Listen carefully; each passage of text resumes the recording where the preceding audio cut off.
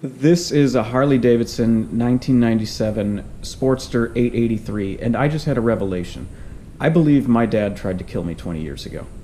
So this is the bike that I learned how to ride on 19 and a half years ago. And I just pushed it up onto the wheel chalk there, and I cannot believe how heavy this thing is. It has to weigh no less than a Ford Fiesta. I think it's 2,600 pounds maybe. I can't believe that this is known as, the chick bike or the chick Harley or whatever. Dude, they weigh so freaking much. I'm not hating on Harley, I'll get to that. But I told myself, I grabbed this thing from my parents on Thanksgiving, and I told myself I will not bring this into my basement and even look at it until I finish figuring out the shifting issue on my SV650, which I believe I've finally done. I've got the new engine in it. I took it once around the block, and I think we got something. That's been a challenge, but that's not the point of this video, though I will bitch about it at the end. So going back to this thing, yeah, my mom, me, and my two younger brothers all started riding bikes, and every one of us learned how to ride on this 2,600 pound machine.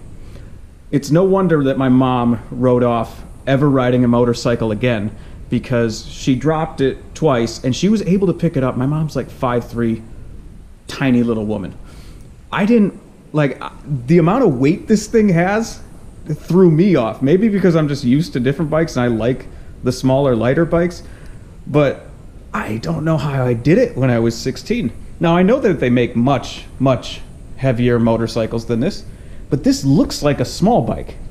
It just isn't, because it weighs 2,600 pounds, as I mentioned. So I'm going to try to get this bike running again. And this bike has probably been sitting in somebody else's basement, my dad's basement, it's been at least a decade since it's run. At least a decade. And there's been friends over the course of the last decade that have been bugging my dad to buy this from him because it's a cool bike. And he won't let go of anything. Well, I think we finally got him, and I got another buddy that's going to be he's going to be getting his license. He and his girlfriend are both getting their licenses. I'm like, this is the perfect opportunity to fix this thing up, because anytime there's an opportunity for me to just try to fix up a motorcycle and learn something, I'm probably going to take it, if it doesn't cost me a whole lot of money, because I learn a bunch every time I do it. And this is the perfect opportunity to try one more time to get my mom on a suitable motorcycle. She's always associated this motorcycle as her motorcycle. And over that last decade, she always bugs my dad, can we sell that stupid thing so that I can get, a new screen porch door that she's been asking for a decade? But my dad won't do it. He won't get rid of this.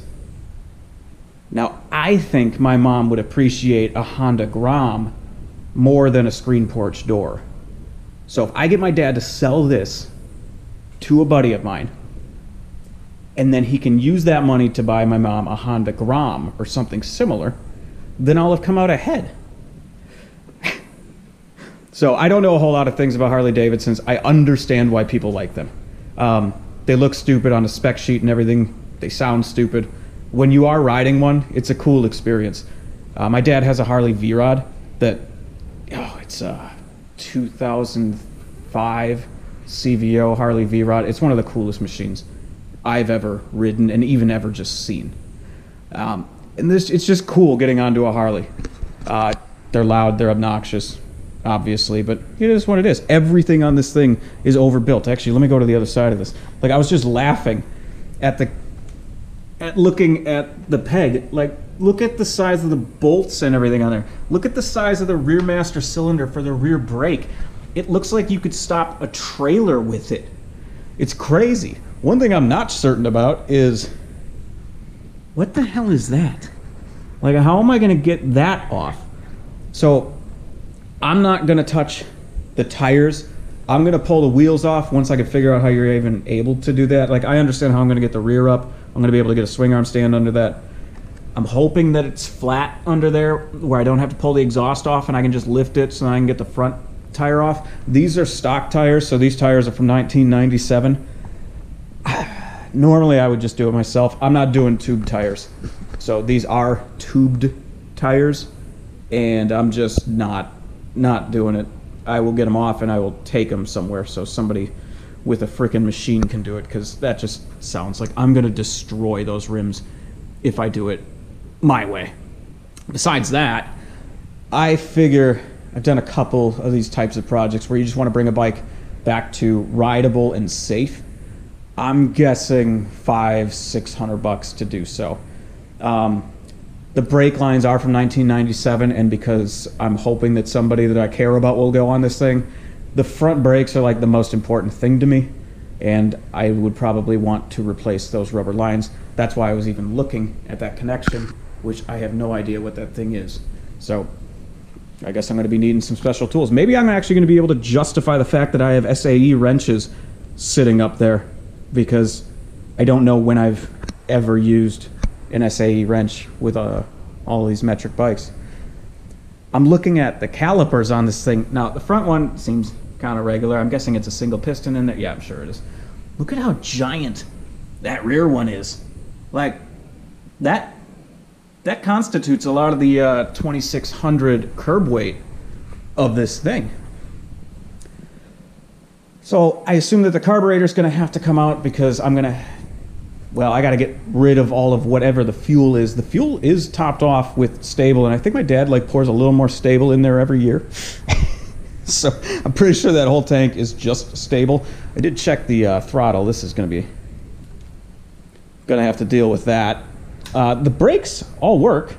I haven't decided if I'm going to actually rebuild the calipers yet, or if they actually need it, or do I just pump it out, clean the piston, put it back together. After 20 some years, it probably needs to get rebuilt. So yeah, I'm thinking like $500-600 to replace most of the rubber and other things on here, and then whatever the cost of tires is. So maybe like $1,200 to get it running really well and safe again.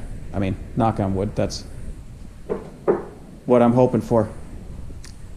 And then I finally got this put back together today with the new engine, and I took it once around the block and it shifted clutchlessly, and I was like, holy shit, I can't believe I was even able to run on the old one. Like, I'm laughing about how bad it is compared to what this was. So I've got a whole bunch of things to work out on this one still.